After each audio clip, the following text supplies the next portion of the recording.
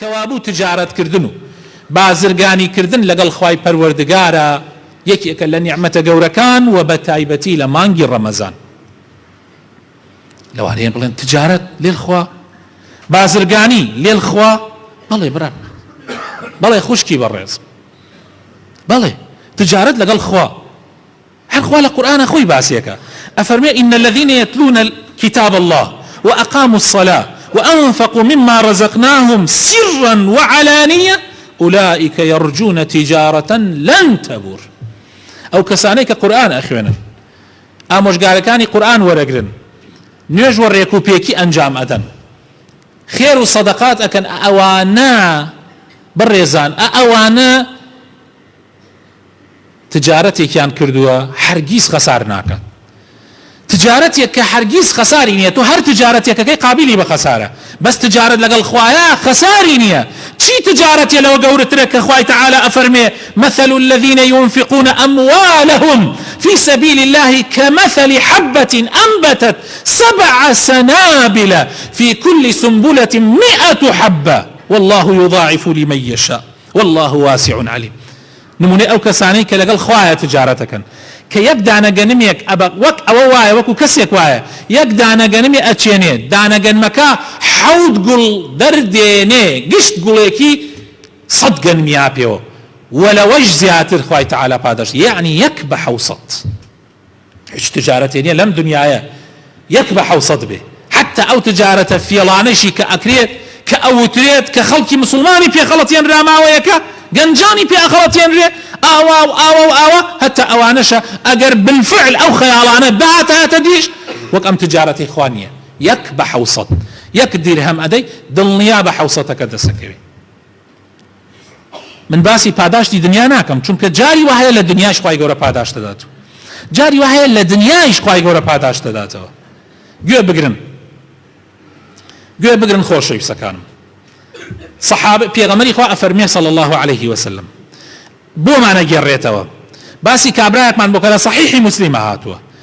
ئەڵێ کابرایەک ڕۆژێکیان بە سەحرایەکە ڕێەکە بە دەشتێکی چۆڵە، دنیا نەهاتە، بێبارانیە، خەڵق حاڵی زۆر خراپە. لەو کاتە کابرا ئەبینێ هەورێ خڕ ئەبێ، هەورێ دێ، هەورێ غەریب و عەجیب لە کوتوپڕەیە دێ.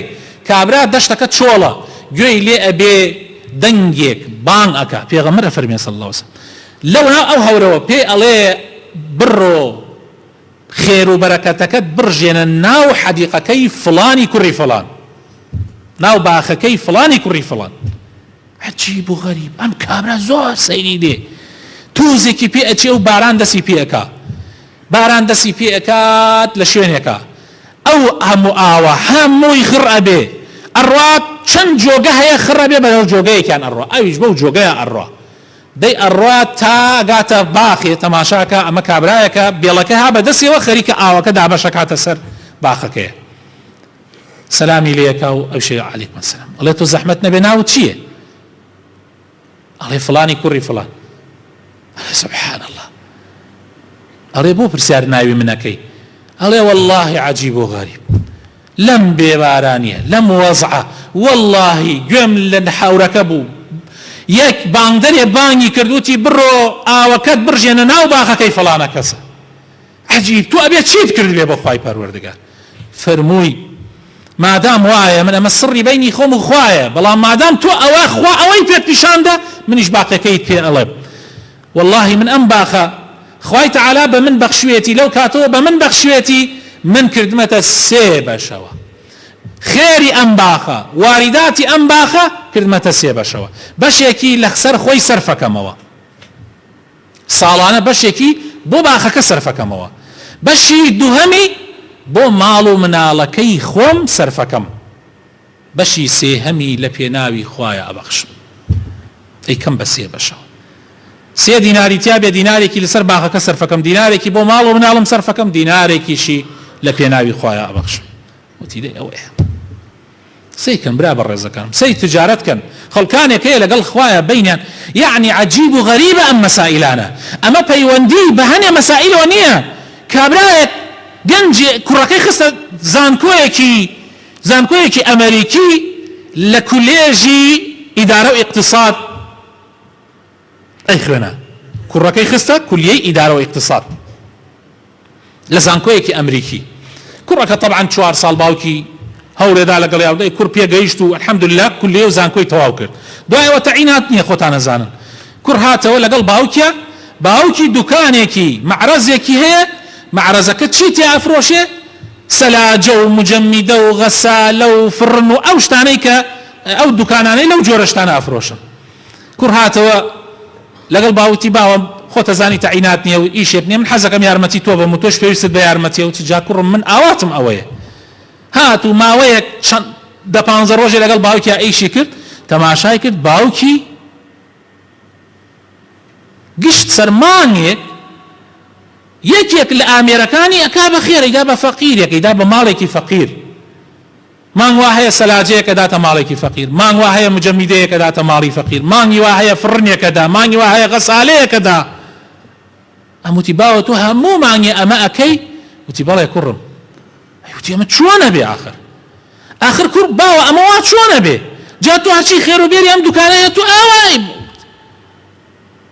ڕۆیش دەستی کرد بە حەسابات لە یەکی داوە گشت مانگێکە تۆ سەلاجەیەک مەسەلەن 400,000 300,000 دەستی کردە حەسابات ئەمە ئەگەر نەبەخشرێ لە ساڵەکە ئەکات چەنێ و لە 2 ساڵە ئەکات چەنێ و لە 10 ساڵە ئەکات چی پرۆژەیەک و ئەتوانی چی پێ بسێنیت و چی پێ بکڕیت و تۆ گشتی حساباتی خستە بەردەست باوکی. زانکۆی تەواو کردووە، زانکۆی کورد ئیدارە و اقتصادی تەواو کردووە، خستێ بەردەستی باوکی وتی باوە ها تەماشاکە ئەگەر تۆ ئەمە مانگانە ئەمە نەبەخشی چیەکە و چیەکە، ئەگەر 2 مانگ نەیبەخشی چیەکە و ئاوا حساباتێکی 10 ساڵی خستە بەردەستی باوکی. وتی باوە تۆ ئەم هەموو خێر و بێرە لە سێمە دەرەکەی. باوکیش تەماشای کرد و پێکەنی. وتی بۆ پێم پێکەنی باوە؟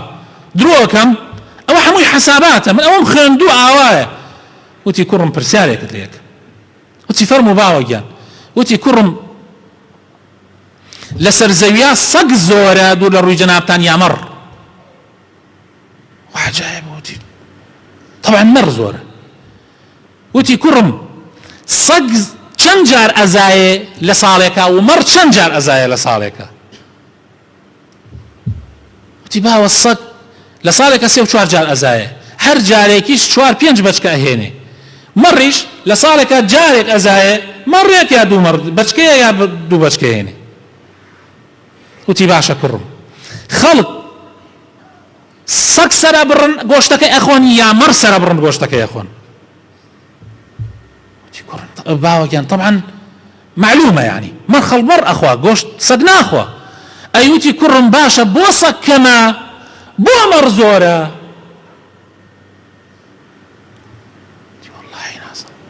دەیوتی کوڕم ئەمەیە ئێوە نایخوێنن لە زانکۆکان، ئەمەیە ئێوە نایخوێنن لە زانکۆکان. کوڕم بڕێشت هەیە عەقڵی تۆ پێی ناشکی، ئەمە بەرەکەت خوایە. ئەبێ ئیسە سەگ لە مەڕ زۆرتر بووە، ئەبێ دنیای بخواردایە. بەڵام سەیرکە تەماشاکە هەر مەڕ زۆرە بێ و سەگ هەر کەم ئەبێ. بۆیە پێغەمبەری خۆشەویستمان ئەفەرمێ صلی الله عليه وسلم ما نقص مال من صدقة. کوڕە شیرینەکەم هەرگیز ماڵ کەم ناکا بە خێرکردن، زیادەکە.